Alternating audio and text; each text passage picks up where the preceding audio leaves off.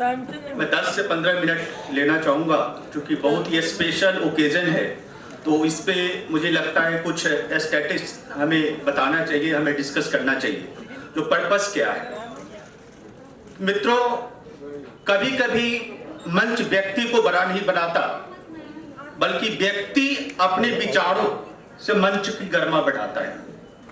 आदरणीय मंचासीन महानुभाव भव्य फाउंडेशन के आदरणीय संस्थापक श्री शैलेंद्र माथुर जी, निदेशक डॉक्टर निशा माथुर जी, भव्य माथुर जी, उपस्थित सभी विशिष्ट अतिथि, देश विदेश से पधारे सम्मानित प्रतिभागी, प्रिंट एवं इलेक्ट्रॉनिक मीडिया के सभी साथियों, सम्मान प्राप्त करने वाले सभी प्रतिभाशाली व्यक्तित्व तथा इस सभागार की गरिमा बढ़ा रहे सभी देवियों, सज्जनों, युवाओं, बच्चों और हमारे देश एवं विश्व के उज्जवल भविष्य, आप सभी को मेरा सादर नमस्कार, प्रणाम, अभिनंदन एवं शुभकामनाएं। आज इस मंच पर बोलने से पहले मैं एक प्रश्न पूछना चाहूंगा, या हमारे अंदर एक प्रश्न आता है कि हम किसी व्यक्ति को महान कब मानते हैं? क्या तब जब उसके पास सब कुछ हो, या तब जब उसके पास कुछ भी ना होते हुए भी वो हार न माने, जो बच्चों ने हमें कर दिखाया। मैं बच्चों के लिए चाहूंगा कि तालियां आप बजाएं।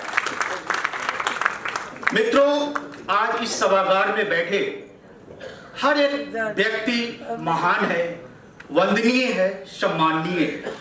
चूंकि आप जिस सम्मान के लिए आए हैं और सम्मान देने आए हैं, वो आपकी महानता है। विशेष रूप से हमारे ऑटिज्म वॉरियर्स, विशेष योग्यजन और कैंसर योद्धा, आप सभी उस प्रश्न का सजीव उत्तर है।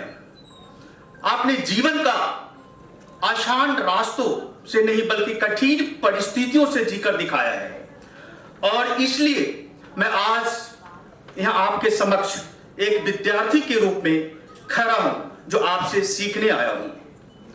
जयपुर के इस पावन और ऐतिहासिक धरा पर खड़े होकर मैं यह कहना चाहता हूं कि यह केवल एक शहर नहीं है, यह परंपराओं की आत्मा का प्रतिबिंब है।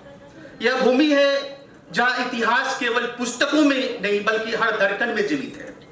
सबसे पहले मैं हृदय की गहराइयों से धन्यवाद और अभिनंदन करता हूं आदरणीय शैलेंद्र माथुर जी, निशा माथुर जी और भव्य फाउंडेशन की पूरी टीम को। आपने केवल एक संस्था नहीं बनाई है, आपने समाज की सोच को दिशा दी है। आपने उन बच्चों को मंच दिया है जिन्हें अक्सर समझने से पहले ही सीमित कर दिया जाता है। आपने उन योद्धाओं को सम्मान दिया है जिन्हें उनकी बीमारी से नहीं, उनकी हिम्मत से पहचानी जाती है। आज का यह अंतर्राष्ट्रीय मैत्री सम्मेलन एवं ग्लोबल डायमंड आइकॉन अवार्ड 26 जो कैंसर पीड़ितों, दिव्यांगजनों और ऑटिज्म से जुड़े बच्चों को समर्पित है, इसके लिए मैं आप सभी को हृदय से वंदन करता हूं, अभिनंदन करता हूं। सच कहूं, आज यहां उपस्थित होकर मेरे भीतर समाज को देखने का दृष्टिकोण ही बदल गया, जो अधिक संवेदनशील है।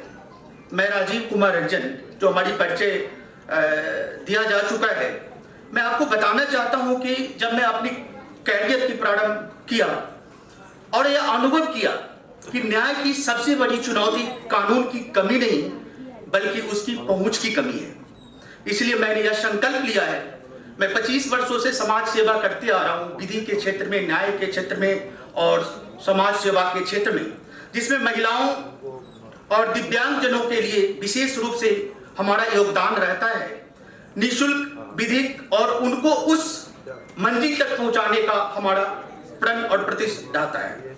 और आज इस मंच से मैं यह स्पष्ट करना चाहता हूं कि हमारे जितने भी ऑटिज्म और कैंसर पीड़ित बच्चे हैं, उन्हें कभी भी किसी भी तरह की अगर जरूरत पड़ती है तो मैं आपके साथ हमेशा खड़ा रहूंगा, भव्य फाउंडेशन के साथ खड़ा रहूंगा, चाहे वो आर्थिक रूप से हो, सामाजिक रूप से हो या आपके रिकॉग्निशन के लिए हो, क्योंकि हम मानते हैं प्रतिभा को सहानुभूति की जरूरत नहीं होती है।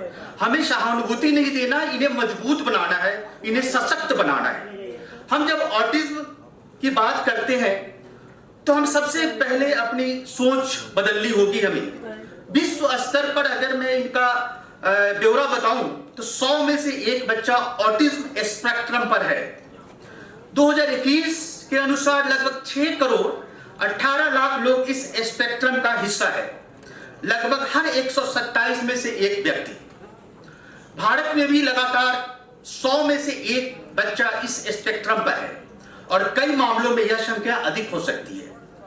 लेकिन यदि हम विषय की और गहराई की ओर देखें तो एक महत्वपूर्ण तथ्य जो हमारे सामने आता है, ऑटिज्म की पहचान सभी में समान रूप से नहीं मिल पाती है।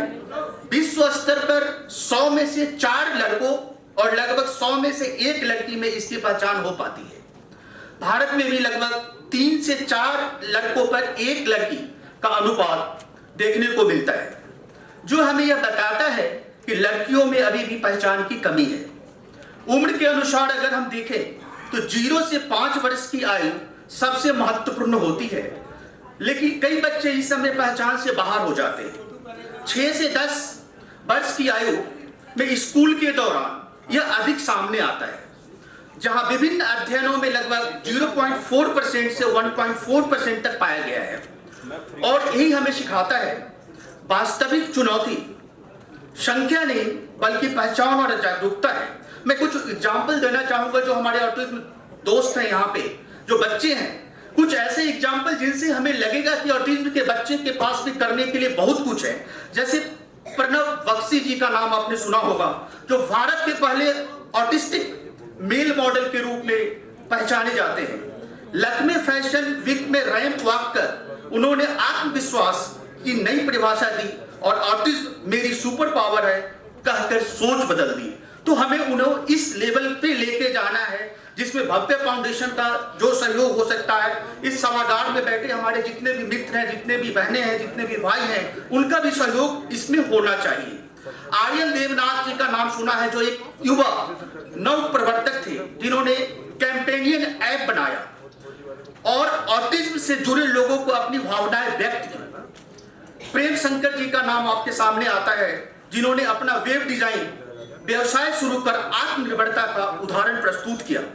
अक्षय भटनागर जी जो राजस्थान सचिवालय में कार्य कर रहे थे, उन्होंने दिखाया कि सरकारी व्यवस्था में भी समावेशन संभव है।